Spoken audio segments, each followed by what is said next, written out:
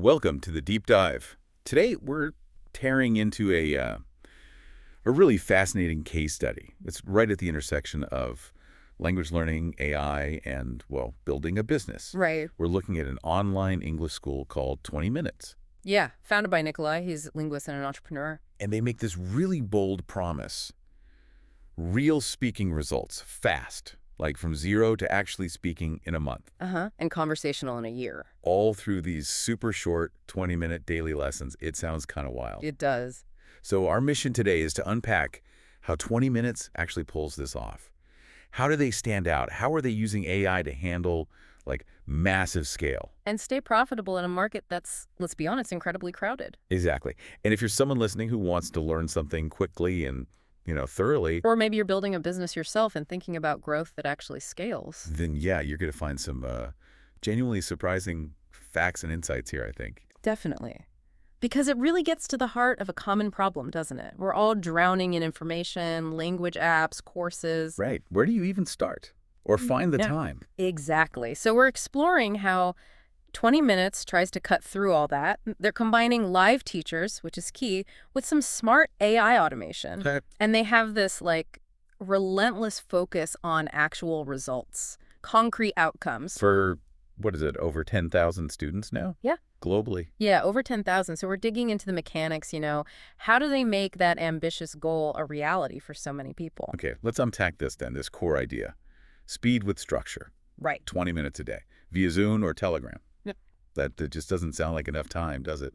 To really learn a language. That's the immediate reaction, yeah. But it's very deliberate. So what's the thinking? How does that actually work for their audience? These are busy people, right? Precisely. Busy people, little free time, but they still want real progress. The genius, if you want to call it that, is in microlearning. Consistency. A 20-minute chunk feels doable. It's way less intimidating than an hour, so you're more likely to stick with it. Build that daily habit. Which probably cuts down on people dropping out, I guess. Hugely. That's a massive issue in online learning. Plus, it's not just the 20 minutes. They add personalized programs tailored to your goals. And didn't you mention something about mnemonics? Yeah, weekly lessons in mnemonic techniques specifically for building vocabulary faster, so it's layered. Okay, so it's short, consistent, and focused. And delivered by real people, native speakers, qualified instructors.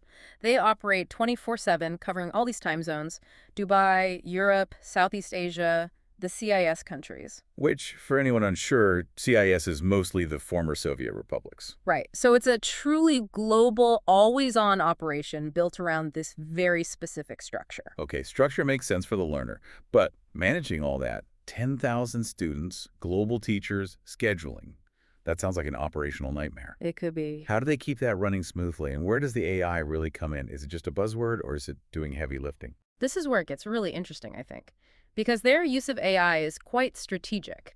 It's not flashy AI replacing teachers or anything like that. It's Right. mostly behind the scenes, automating the stuff that takes up huge amounts of human time. Think scheduling, sending reminders, billing. The essential, but maybe less glamorous back-end stuff. Exactly. Yeah. That keeps the whole operation incredibly lean, even at scale. But here's a neat part. They use AI to generate preliminary personalized curricula. Ah, okay. So based on the student's goals, timeline, interests, Yeah. the AI drafts a plan. Yeah, it creates a starting point.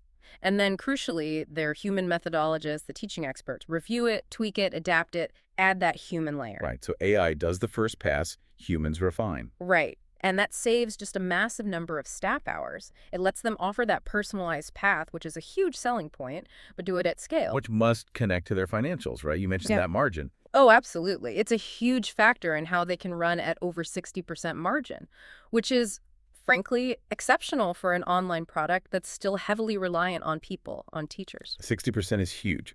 But, okay, thinking long term. AI is getting better, fast. Real-time translation is already pretty good. Yep. So Nikolay, the founder, was asked directly, Mm-hmm. is AI basically going to kill the need for language learning altogether? Is it a threat? It's the elephant in the room for this whole industry, isn't it? Totally. And his take is, well, it's quite nuanced. He says, yes, eventually that kind of tech will be everywhere, seamless translation.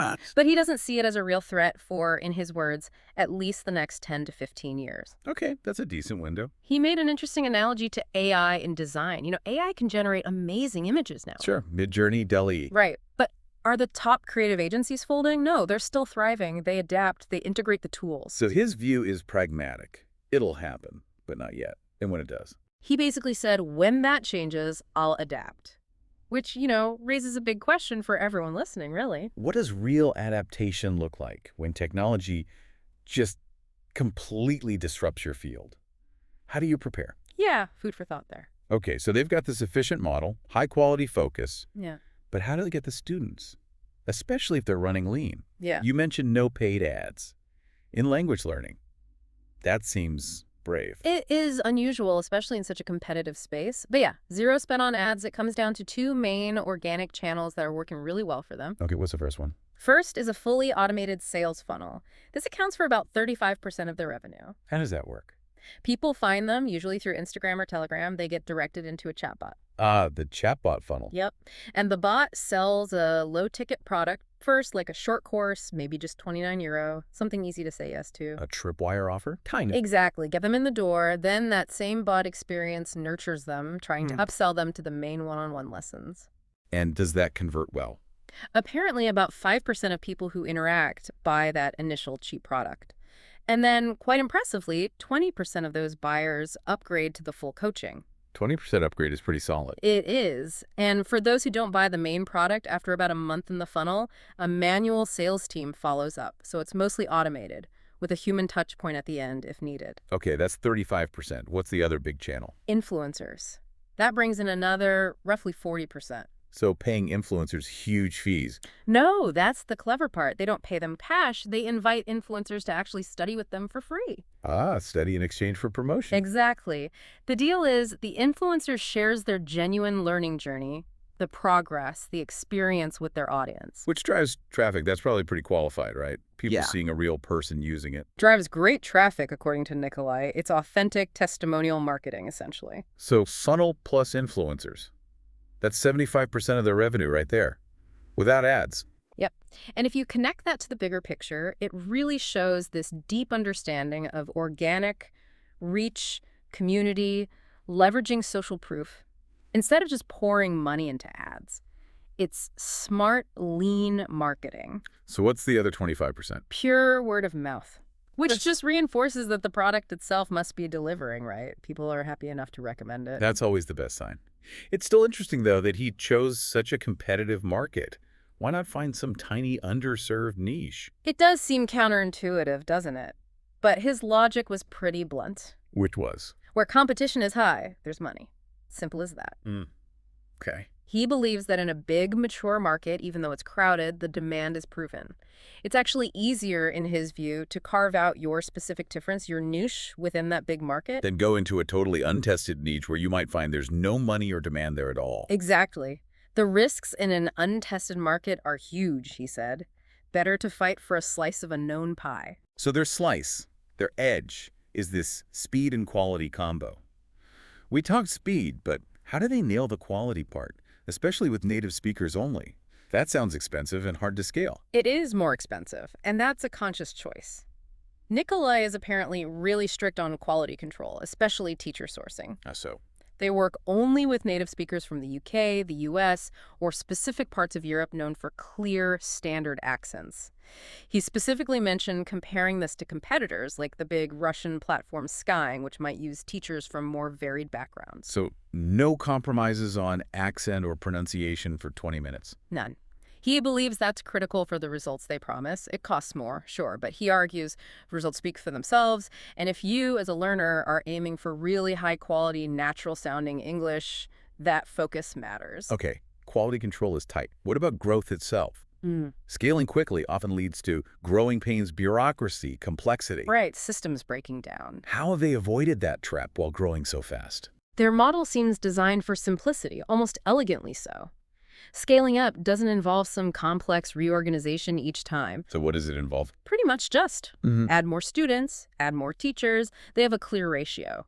And for structure, they add one manager for roughly every 60 students. That's it. No complex hierarchy. Apparently not. Just clear, repeatable steps. More students, more teachers, maybe another manager. It avoids that tangled complexity you often see. Simple and scalable. Okay, looking forward then. What are their ambitions? Just keep growing the English school. They have ambitious goals aiming to basically double revenue each year for 2025 and 2026. So significant growth still planned. Wow, doubling year on year. Yeah, and it's not just English anymore. They recently added German, French, and Spanish to their offerings. Expanding the languages. Makes sense. And there's something else interesting, a new pilot program they're testing. Oh yeah, what's that? They're matching local tutors with Russian-speaking learners in their new country. So, for example, getting Germans to teach German to Russian expats who've recently moved to Germany. Oh, interesting. Hyper-local matching. Exactly. It's small right now, like a community of maybe 20 learners testing it out. But if that works, If it's successful, yeah, that could unlock totally new market approaches, maybe targeting Spanish-speaking audiences, relocating, things like that. It shows they're constantly experimenting, looking beyond just replicating the first model. that drive for innovation is clear. Hmm. Let's circle back to the student experience for a moment. You mentioned their focus on outcomes. Their approach to goal setting sounded quite specific too. Yeah, it's definitely not typical. They have this strong belief that vague goals are motivation killers. Like what kind of vague goals? Things like learning just for travel or, oh, just for fun. Why do they think those kill motivation? Because there's no urgency, no clear finish line, no real commitment. It's easy to let it slide. So what do they do instead? They really push students to set real targets, tangible things like, I need to give a presentation at that conference in 4 months. Okay, something specific and time-bound. Exactly. And they even help students find relevant events or opportunities to commit to make the goal concrete. That's quite involved. It is. Then they track progress with monthly mini assessments. And here's another interesting quality thing. They make sure each student works with at least 2 different teachers. 2 teachers. Why? Scheduling. Partly, maybe. But the main reason is exposure. Getting used to different accents, different speaking styles. Ah, so it prepares you better for the real world, where not everyone speaks the same way. Precisely. Especially dealing with other non-native speakers you might encounter. It makes the learning more robust, more applicable. That whole package, concrete goals, tracking varied exposure, it's a powerful approach for mastering complex skills way beyond just language. That commitment to tangible progress is definitely a strong theme. So let's bring it all together. What are the big lessons here, especially if you're listening as an entrepreneur, maybe an early-stage founder? Nikolay shared 2 pieces of advice he seemed passionate about, clearly learned from experience. Okay, what's the first one? First, forget perfectionism. Easier said than done sometimes. Totally. He admitted, as a trained philologist, his instinct is to tweak every little detail, get everything just right. Uh-huh. But he learned the hard way that it's far better to release something half-baked than sit on it for months. Get it out there. Ship it. Learn from it. Iterate. Exactly. He stressed that none of the fine-tuning matters unless you ship. Speed and feedback beat theoretical perfection. That's a classic startup lesson, but always worth repeating. What was the second piece of advice? Never start anything without customer development. Meaning, talk to your potential customers first. Before you build anything, before you spend money. He said, you might think you know what people want, but you're probably wrong. Ask them. Test first. So validate the idea before committing resources. Absolutely. He mentioned burning money himself, building entire funnels around products people didn't want. A painful lesson, but a critical one. Yeah, that resonates. How much time and money get wasted building things nobody actually needs? Prioritizing that user feedback from day one seems crucial. Definitely. Saves a lot of heartache and cash. So wrapping up our deep dive on 20 minutes, what's the core takeaway here? For me, it's a really potent mix. You've got rigorous structure, smart AI for efficiency, not replacing humans, but enabling them. Clever organic marketing that builds community instead of just buying clicks. And this relentless focus on quality and crucially tangible results for the learner. It really demonstrates the power of speed, being adaptable, and iterating quickly based on what works. Yeah, those principles seem key. And maybe a final thought to leave people with. Reflecting on Nikolay's journey with 20 minutes, it kind of suggests something interesting about innovation today. Go on. In a world just saturated with information and options, maybe true innovation isn't always about inventing something radically new from scratch. Hmm. Maybe it's often about perfecting the delivery of existing value, making it faster, more effective, more targeted, and critically, being incredibly adaptable, continuously tuning into what your users actually need right now. So perfecting the how, not just the what. Exactly. So the question for you, listening, might be, how could you apply these principles? How could you streamline your own learning? Or if you're building something, how could you focus more intensely on efficient delivery and genuine user needs? That's a great question to mull over. How can you apply these ideas of focus, efficiency, and adaptability to your own goals, your own projects, your own learning?